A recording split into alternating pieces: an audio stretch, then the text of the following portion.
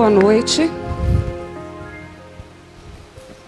Então, o Evangelho da noite, ali está o capítulo 2, do Evangelho segundo o Espiritismo. Meu reino não é deste mundo. E eu quero começar lendo aqui, um trecho de João, do capítulo 18, os versículos 33 a 37.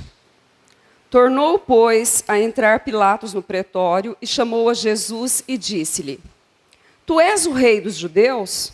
Respondeu-lhe Jesus: O meu reino não é deste mundo. Se o meu reino fosse deste mundo, certo que os meus ministros haviam de pelejar para que eu não fosse entregue aos judeus. Mas por agora, o meu reino não é daqui. Disse-lhe então Pilatos: Logo tu és rei? Respondeu Jesus: Tu o dizes que eu sou rei. Eu não nasci, nem vim a este mundo, senão para dar testemunho da verdade. Todo aquele que é da verdade, ouve a minha voz.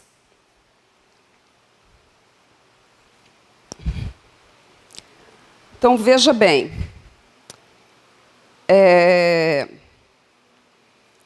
Vamos refletir sobre esse trecho de João o Evangelista, por partes.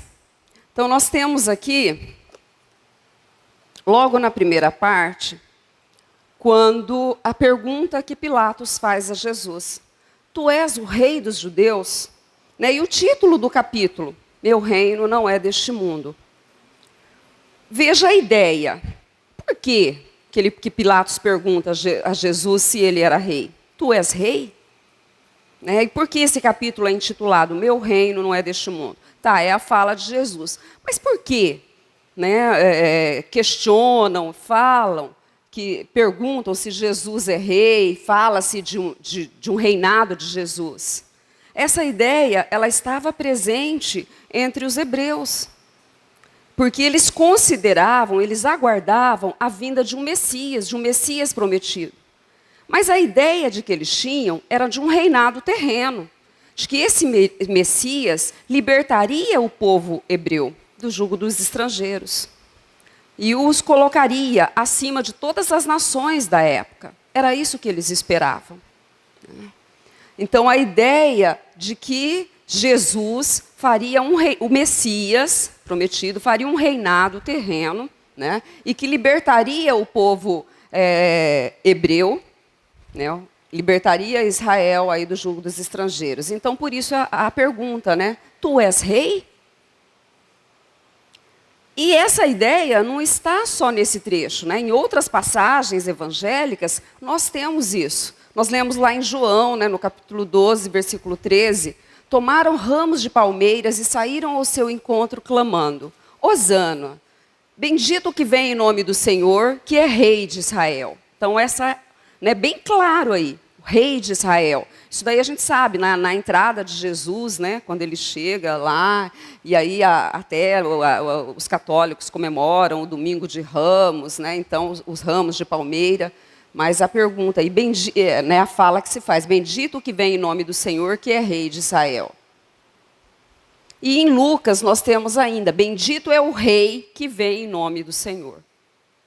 Mas que fique claro para nós, então, a ideia que eles tinham do que seria esse rei e o que seria esse reino de Jesus.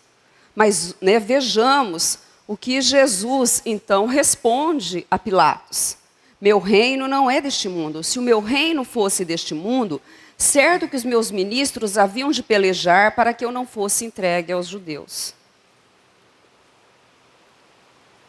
Então, por essas palavras de Jesus,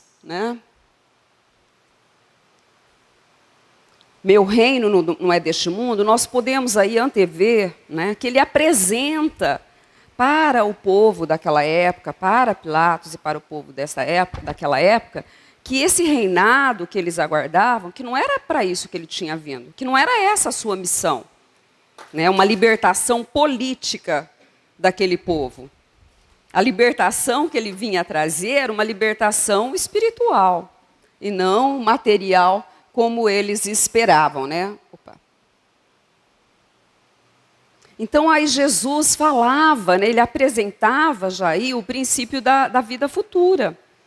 Ele estava falando de um reinado, do reino. Que reino é esse que ele está falando? Ele está falando do reino de Deus. Mas onde que está esse reino de Deus? É um reino circunscrito, material, num lugar, para um povo específico, numa nação? Né? Onde se encontra o reino de Deus?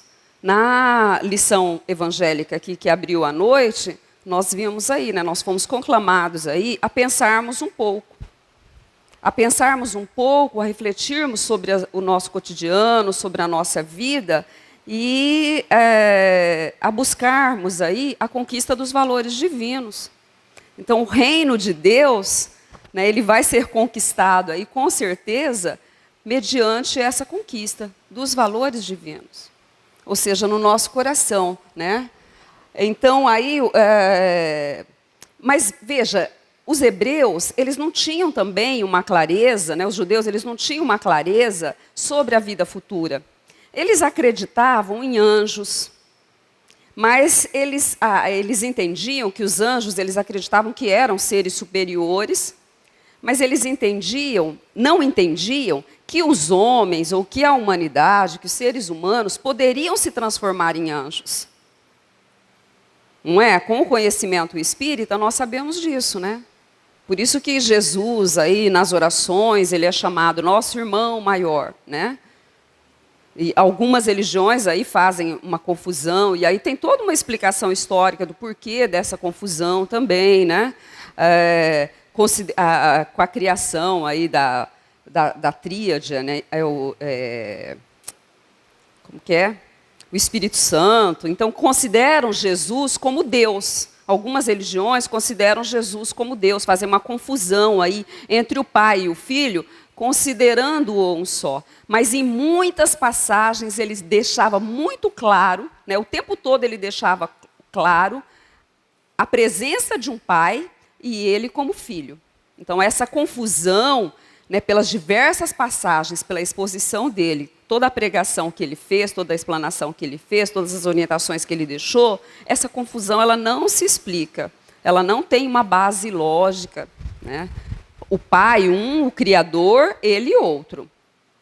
E então, veja bem, agora, como os hebreus não tinham clareza sobre essa questão da vida futura, e dado, né, a condição evolutiva daquele povo naquela época, é claro que ele não podia falar sobre essa vida futura com a clareza que nós entendemos hoje. Não havia maturidade evolutiva para esse entendimento.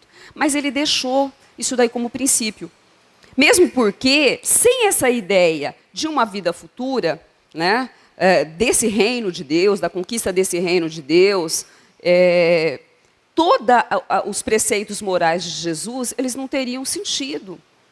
E por isso que muita gente não acredita, né? Ainda hoje alguns não acreditam e consideram infantis, pueris mesmo, porque falta uma base, que depois, né, como ele deixou claro que não nos deixariam órfãos, né, que nos enviariam um Consolador prometido, e com aí a vinda, né, do Espiritismo, então isso já deixa de ser uma hipótese, para se transformar numa verdade. Porque os judeus, eles entendiam, eles aguardavam, né, e por isso eles queriam esse reino material, eles acreditavam, como eles não tinham essa convicção de uma vida futura, né, para eles, a recompensa por vivenciar aí os valores divinos, ou por agir corretamente, né, seriam recompensas materiais.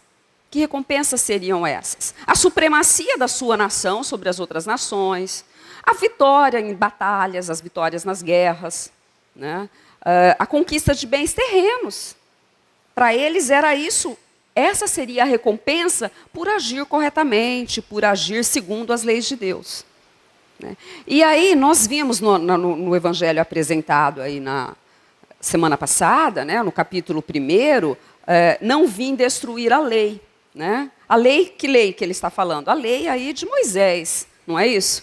Porque Moisés veio preparar o terreno para Jesus. Mas Moisés, para trazer a ideia de um Deus único, para o povo hebreu, né, ele sabia que aquele povo precisava ser acalentado, né, pelos seus interesses materiais.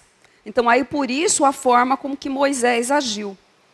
Mas ele prepara o terreno, deixa aquele povo já convicto de que, né, só há um Deus.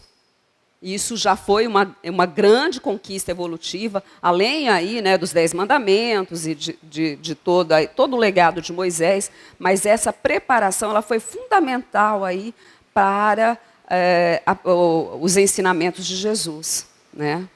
E que vão ser completados aí, esses princípios que ele deixa ao longo de todos os seus ensinamentos, de toda a sua orientação para a humanidade, porque ele falou como, olha, veja, a gente tem que lembrar o seguinte, na época de Jesus nós não tínhamos as tecnologias que nós temos hoje, né? Os evangelistas escreveram os evangelhos depois que ele se foi, depois que ele deixa esse mundo. Então, para gravar esses ensinamentos, para que ele ficasse na mente das pessoas e para que os seus ensinos não se perdessem, né, aí no tempo, ele utilizou aí de expressões, às vezes expressões fortes, mas expressões que eram usuais na época. E assim, isso pudesse ser retido na memória e fosse perpetuado e depois fosse reproduzido aí nos evangelhos, pelos evangelistas na sua missão aí de escriba, né, de escribas das palavras de Jesus, né? Então, mas a gente entende que quando Jesus está falando que seu reino não é deste mundo, ele está falando do reino de Deus, e ele está falando não de um reinado circunscrito, né, num mundo específico, nem numa nação específica, e nem num mundo específico, porque ele também disse, há muitas moradas na casa de meu pai, não é isso? E aí depois vem o Espiritismo para, né, elucidar esses princípios que ele nos traz, comprovando que só assim, né, a gente percebe a justiça de Deus. Porque se não há uma vida futura, se há, né, a tese aí de uma existência única, da criação da alma no momento do nascimento do corpo, então aí o porquê da conquista de valores morais? O porquê de, né, determinadas coisas, determinadas ações, se tudo isso vai se perder com a morte do corpo físico. Então, só a ideia da vida futura, de que nós permanecemos, né, em espírito, né, isso aí vão ganhar sentido, vão ganhar lógica esses ensinamentos de Jesus. Então, e aí ele coloca, veja, ó, mas por agora, meu reino não é daqui. Por agora. Olha, veja aí presente também a ideia, né, dessa progressão aí dos mundos. Se há muitas moradas na casa de meu pai, há muitas moradas em diversas etapas evolutivas, né? E nós aqui espíritas sabemos que a Terra está aí, né, num momento de transição, de passagem aí, iniciando aí, né, para a passagem aí de mundo de expiação e provas para mundo regenerador. Então ele coloca, mas por agora meu reino não é daqui. Mas isso não significa que não vai ser nunca, né? Não vai existir esse reino, esse reinado de Jesus, ou seja, o reino de Deus aqui na Terra e, né, nos demais mundos, em todas as nações, não numa nação específica, né? Então aí a pergunta de Pilato, né? Logo ele pergunta novamente, né? Logo tu és rei? Por que ele pergunta logo tu és rei? Porque pela resposta Jesus não nega a existência de um reino. Ele fala, né? Por agora o meu reino não é daqui. Então ele fala assim de um reinado. Então aí ele pergunta, né? Ele torna a perguntar. Logo tu és rei? Quer dizer, se você tem um reino, tu és rei, né? E Jesus responde: tu dizes que eu sou rei. Eu não nasci nem vim a este mundo senão para dar testemunho da verdade. Aqui ele deixa claro a sua missão. Qual que é a sua missão? Esse testemunho da verdade. Mas que verdade é essa que ele está falando?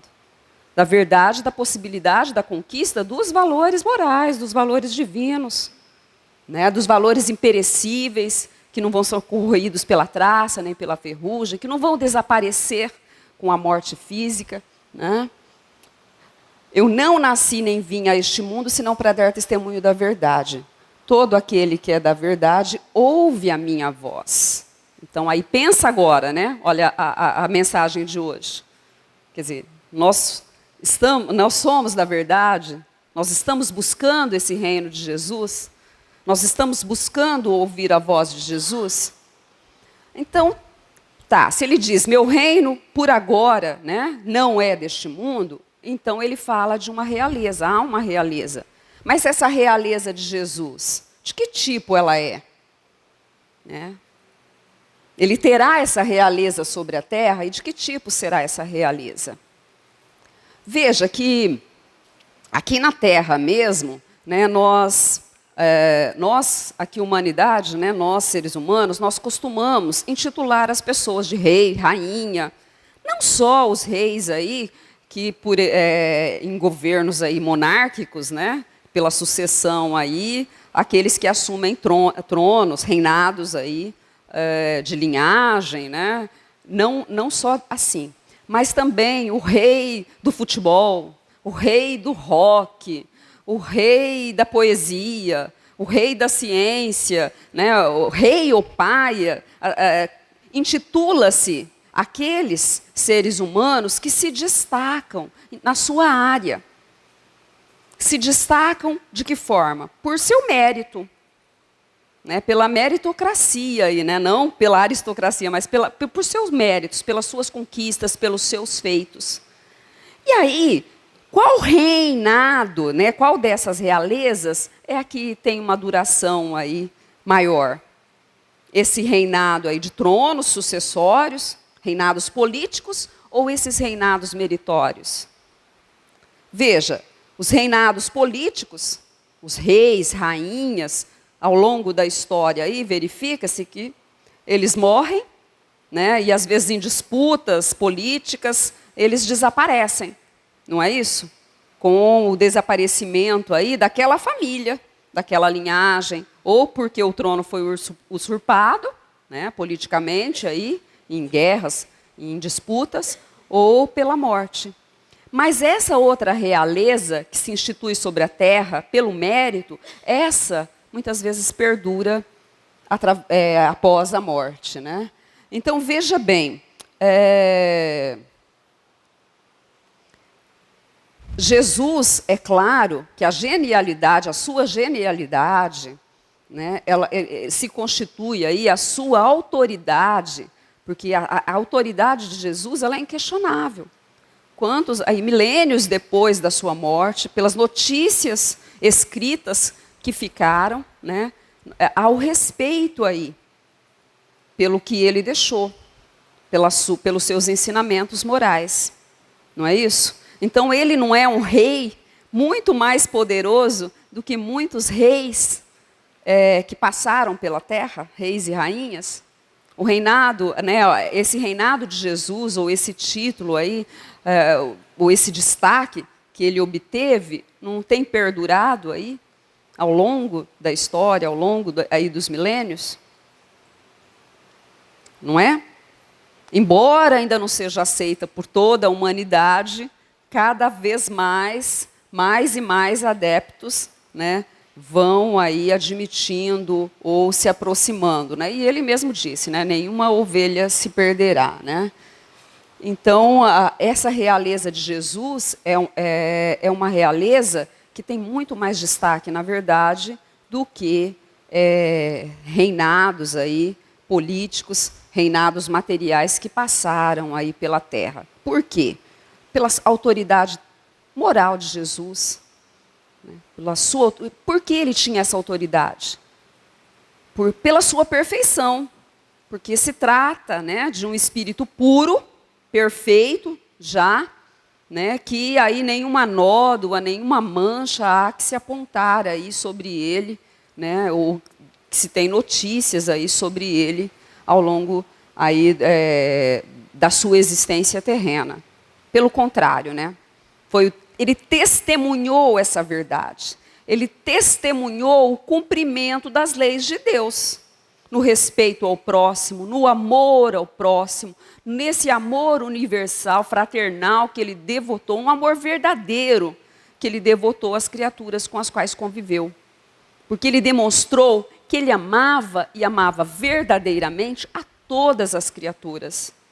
Desde aqueles que o perseguiam, desde aqueles que o maltrataram, que o supliciaram, né? Até as criaturas mais desprovidas ou mais subestimadas e desvalorizadas pela sociedade, que eram os criminosos, as prostitutas, os doentes, aqueles que eram renegados pela sociedade, né?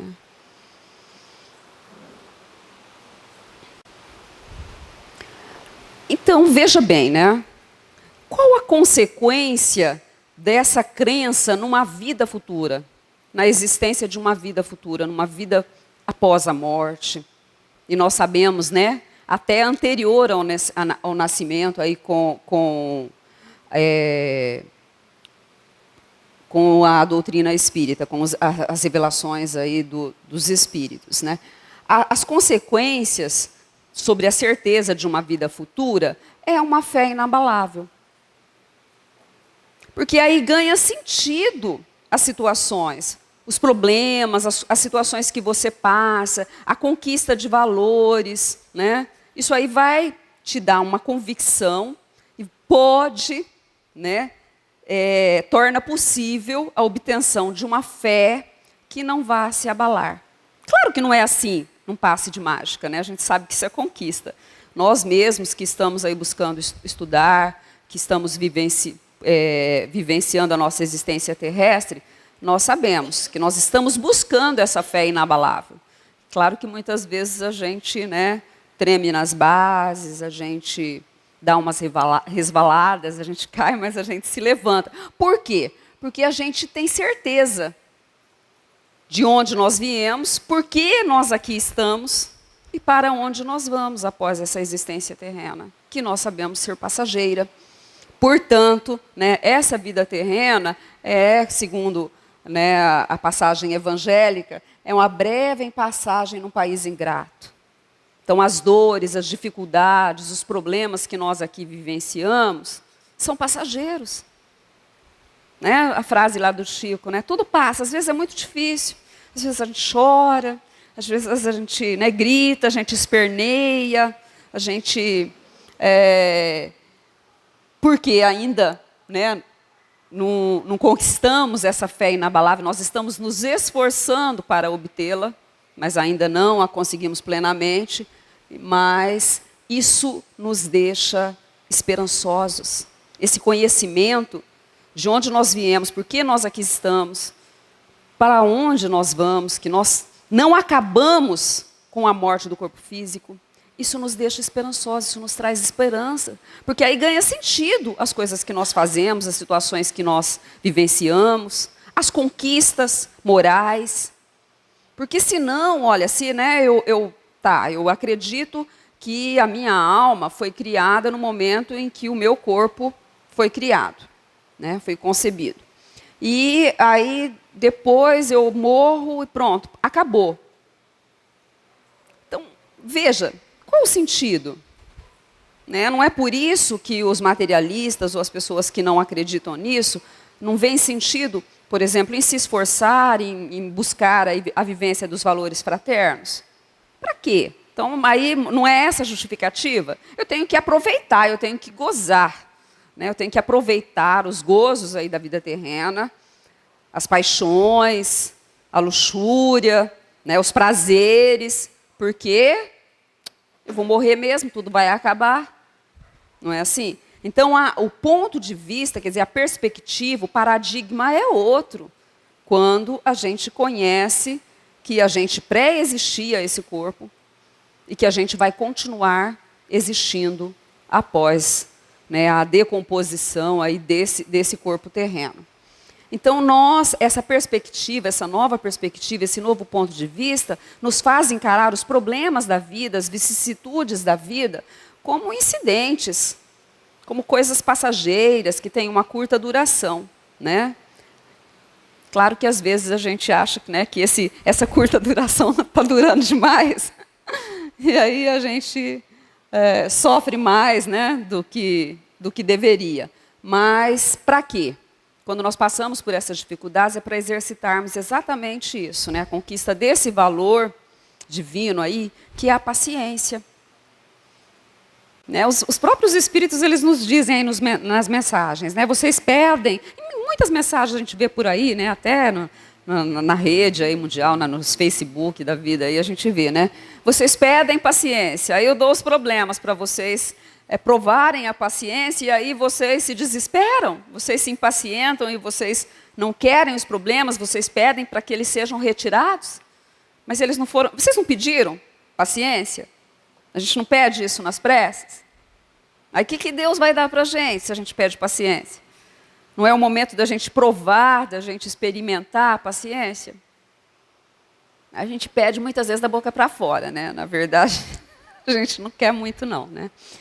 Então, esse novo paradigma também nos faz encarar a morte de uma outra forma. A morte não é mais, né, o fim. Então, aí não pode haver mais desespero diante da morte. Ah, mas vocês espíritas não sofrem com a morte dos entes queridos? Sofremos, claro que nós sofremos. Pela separação. Porque a gente ainda é bastante materialista, a gente quer a presença física, a gente quer tocar, a gente quer beijar, a gente quer fazer carinho, a gente quer estar próximo, a gente quer ver a pessoa toda hora que a gente, né, deseja. E aí, com a morte, nós temos essa separação temporária, né, e as coisas fogem um pouco ao nosso controle, não é, seu Bazão? O telefone não toca de lá para cá? Aí a gente perde esse controle, não é quando a gente quer, é quando pode, né? Quando dá, e aí manda cartinha, aí manda recadinho, aí a gente se encontra durante a noite, aí fala, ah, sonhei com fulano. Na verdade, eu estive com fulano, com a fulana, né? E aí a gente se encontra. Então, aí a morte, desse ponto de vista, né, de uma vida futura, ela, na verdade, é o quê? É uma porta de entrada, é uma porta de libertação. Nós nos libertamos, muitas vezes, de problemas kármicos, através das doenças, através das situações que nós passamos, né, fazendo aí a limpeza do nosso perispírito, de uma série de situações que às vezes a gente encara, né, como terrível. Ai, fulano, né, está passando por aquela doença, que difícil para ele, como assim, né? Nossa, fulano não merecia. Nossa, na verdade, a perspectiva, né, o André Luiz coloca isso, que a gente teria que encarar a dor como evolução. A dor é evolução, ele fala, né? Ele vem com esse conceito. Né? É uma dor, é um sofrimento que a pessoa mereceu porque ela está, muitas vezes, ali, colocando, recompondo o equilíbrio daquilo que foi desequilibrado por ela em existências pretéritas. É aí estar quite com a lei. Então, a pessoa está quitando débitos, está conquistando novos valores, se há resignação, se há superação no enfrentamento dessa dor, né? Está revendo os valores, porque com o esquecimento, a reencarnação, nós sabemos que nós nos esquecemos de situações. Nós esquecemos, nós não nos lembramos do nosso planejamento reencarnatório, das provas que nós solicitamos, das dificuldades que nós temos que passar aqui.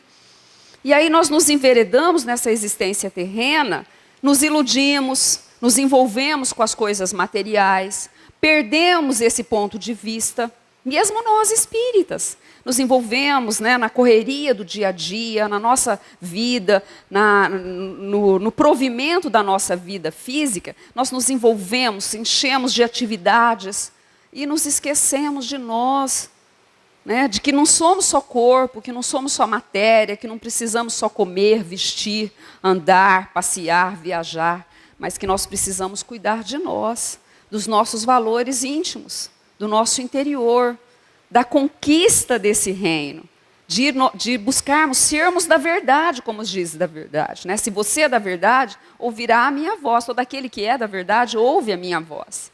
Nós nos esquecemos disso. E nós nos esquecemos que o reino de Deus vai estar dentro de nós, por meio da conquista desses valores, ou seja, pelo cumprimento das leis de Deus.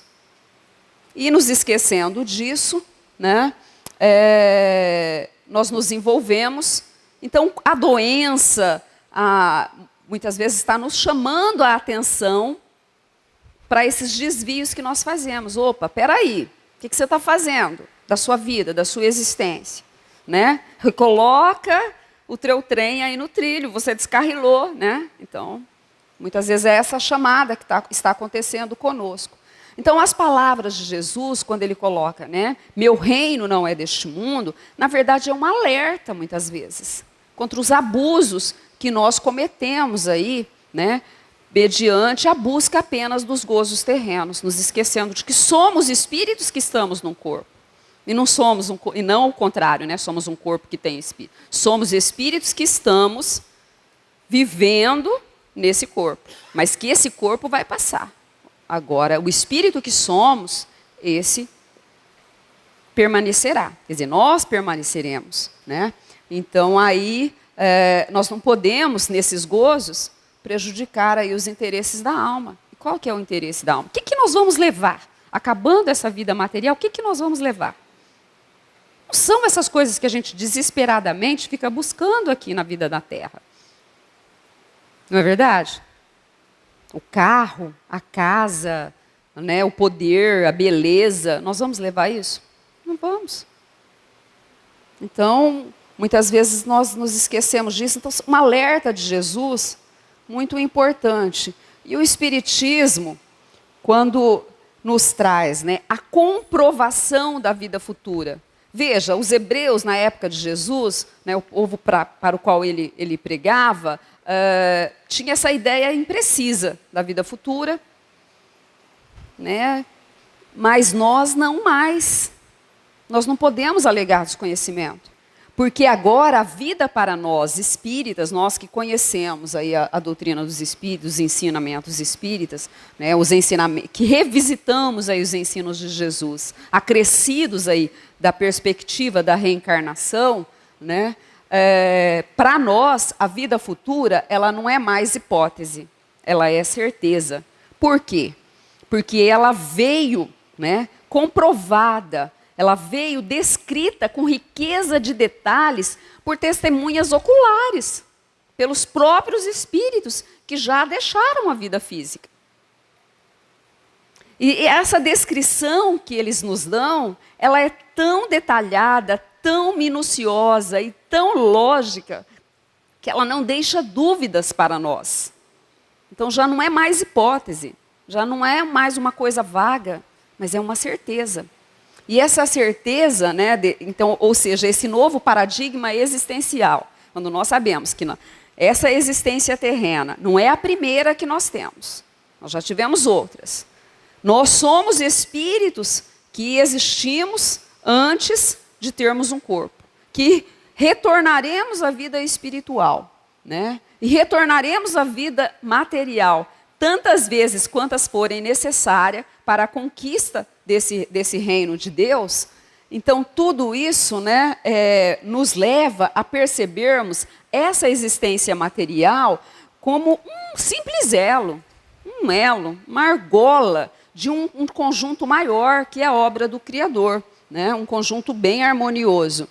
Então, veja bem, e aí, essa nova perspectiva, esse novo paradigma, só ele pode servir de base, né, e vai trazer uma razão de ser para a fraternidade universal. Veja bem, por que eu tenho que cuidar da água? A água está acabando, né? No planeta, água potável, tem pouca, tem lugares que já não tem. Aqui mesmo no nosso país, lugares onde antes havia muita água, agora escassez de água. Por que mas se eu acredito que essa minha existência é única, então eu não tenho por que desenvolver aí, né, uma fraternidade, uma preocupação com aqueles que continuarão existindo depois de mim. Os meus netos, os meus filhos, eles que se virem. Deus não deu inteligência aí, né? Eles que se virem, busquem meios aí. Veja aí. Mas se eu sei, né, que eu mesmo posso retornar numa outra existência e sofrer com a escassez de água, até por uma questão de inteligência, eu já vou adotar uma outra postura, um outro modo de agir. Então, não é uma base, uma razão aí para o desenvolvimento de uma fraternidade universal? De uma forma assim, né? Claro que não é só por isso, né? Mas um exemplo, um simples exemplo aí de como isso, né, nos leva a compreendermos o porquê da mudança da nossa postura, do nosso modo de agir no nosso dia a dia. Só que essa perspectiva, né, de que somos seres cósmicos, que somos seres universais, que tudo está interligado, um ser com outro ser, um mundo com outro mundo, uma nação com outra nação, né? Essa perspectiva, na época de Jesus, na época dos ensinamentos de Jesus, isso era possível de ser assimilado? Os homens daquela época, eles tinham maturidade intelectual, maturidade moral para esse entendimento? Claro que não, né? Então, por isso que Jesus, ele falou aí de forma alegórica, né? Ele usou aí as parábolas, e ele deixou essas verdades como princípios para serem desveladas depois, né? Quando a humanidade já tivesse, né, vivendo uma nova era, com novos valores, novos conhecimentos, novas conquistas intelectuais e morais que tornassem possível essa compreensão, né? Então, que o homem já se percebesse como esse homem cósmico, como um ser inteligente, né, e imortal, que ele tem com potencial intelectual e moral para ser sábio e feliz. Então, aí, por isso, né, veja no evangelho aí do capítulo passado, né, por isso que também, o porquê, né, desse princípio aí revelado por Jesus, a existência de uma vida futura, de uma vida espiritual, por que isso foi colocado no segundo capítulo do Evangelho segundo o Espiritismo? Não foi por acaso. Lá no primeiro, falando aí das 3 revelações, Jesus deixando bem claro que não veio destruir a lei, mas pelo contrário, né? Que ele veio dar cumprimento a ela e mostrar aí a justiça dessa lei, da lei de Deus. Porque é só isso, só assim, né, só essa perspectiva, para explicar, para deixar o homem entender do porquê aí, de tantos desencontros, de tantos problemas aí, né, tantas diferenças nas vidas dos seres humanos. Então, sem essa explicação, sem essa compreensão, seria ilógico e seria inaceitável a ideia de uma justiça de Deus. Só a ideia da reencarnação, a ideia, né, da vida futura, de uma vida espiritual, que deixa claro para nós a justiça de Deus. Aí nós vamos entender do porquê dos problemas, do porquê das dificuldades, do porquê das doenças, do porquê de tantas coisas que nós passamos, né, do porquê nós temos necessidade de evoluirmos, de conquistarmos esses valores, né? E aí, né, esse capítulo ele é finalizado com uma passagem belíssima nas instruções dos Espíritos, que é o relato, né, não disse que nós, espíritas, nós somos premiados quando nós temos a comprovação, a certeza da vida futura, porque nós somos agraciados com a descrição, com o relato dos Espíritos que já deixaram a vida terrena, né, de que eles continuam existindo, de que eles não morreram, de que as coisas não se acabaram para eles, mas de que tudo continua, e de que tudo tem um sentido, tudo tem um porquê, e eles nos descrevem com detalhes, e deixam assim muito claro para a gente, né, do porquê, de como tem lógica os ensinamentos de Jesus, e de como a justiça de Deus não falha. Então, é um relato de uma rainha de França, né, que foi feita em Havre, em 1863, onde ela fala sobre uma realeza terrena. Esse capítulo, gente, ele tem muito conteúdo, né? Porque, estudando esse capítulo, nós podemos aí fazer uma reflexão sobre a questão das hierarquias aqui na Terra. Porque quando nós encaramos a vida terrena apenas da perspectiva, né, a existência humana, apenas da perspectiva da vida terrena, tudo é muito diferente. de quando encaramos pela ótica da vida espiritual. Porque se nós viemos apenas, se a vida material é única, ela é muito importante. E aí nós supervalorizamos os bens terrenos e essa vida material, essa vida corporal, Aí, o poder temporal, temporário que se tem na terra, as riquezas, os problemas e até os problemas, os momentos difíceis e os momentos felizes, nós supervalorizamos isso. Mas quando nós encaramos que essa vida terrena ela é passageira, que a verdadeira vida é a vida espiritual, No Evangelho, aí até uma passagem que eles colocam, é como o homem que de cima da montanha, ele olha a humanidade. De perto, os homens poderosos, aqueles que se destacam na sociedade, eles parecem imensos, eles parecem muito grandes. As cidades poderosas, tudo parece muito grande, visto de perto, os monumentos históricos, os monumentos erguidos aí pelo ser humano, para destacar aí, ou para se destacarem, tudo parece muito grandioso. Mas esse mesmo homem, quando sobe na montanha, do alto da montanha, ele vislumbra os homens e vislumbra os monumentos, tudo parece muito pequeno. Então, quando nós encaramos a vida espiritual desse outro ponto de vista, as coisas ganham realmente uma outra dimensão. Mas vejamos, então, o que nos diz essa rainha. Quem poderia melhor do que eu compreender a verdade dessas palavras de nosso Senhor? Meu reino não é deste mundo? O orgulho me perdeu sobre a terra. Quem, pois, compreenderia o nada dos reinos do mundo se eu não o compreendesse? O que foi que eu levei comigo de minha realeza terrena? Nada, absolutamente nada. E como para tornar a lição mais terrível, ela não me acompanhou sequer até o túmulo. Rainha eu fui entre os homens, e rainha pensei chegar no reino dos céus.